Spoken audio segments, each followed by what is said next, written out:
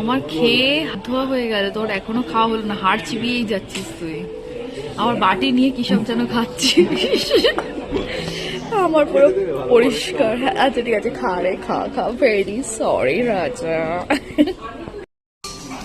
এই তুই কি জানিস আমাকে মানে অনেক মানুষ অনেক কিছু বলেছে, মানে তোকে নিয়ে। তো আমি ওটা নিয়ে আজকে একটু ক্লিয়ার করে দিই সবার কাছে।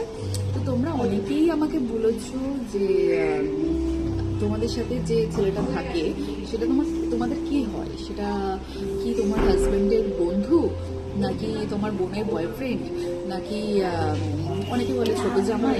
হ্যাঁ, এরকম অনেক নানান কমেন্ট আসছে আমার কাছে। হ্যাঁ, আমার অফিসেরও অনেকজন বলে যে অনুপমাদি ওটা তোমার কি হয়। তো আবার কেউ কেউ বলে এটা কি তোমার অফিস কালিগ। আমি বললাম না, একদমই নয়। ও আমার মানে নিজের ভাইয়ের থেকেও বেশি, মানে আজ যদি নিজের ভাই থাকতো মনে হয় তাহলেও হয়তো এতটা ভালোবাসা থাকতো না। ও হচ্ছে আমার মাসির ছেলে, ওরা দুই ভাই, বাট এ আমাদের সাথে বেশি ক্লোজ।